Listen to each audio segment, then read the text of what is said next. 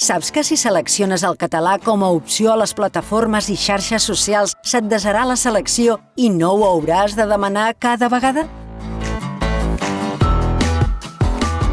Les xarxes socials i plataformes en línia permeten ajustar paràmetres diversos que personalitzen l'ús de les funcions i la navegació.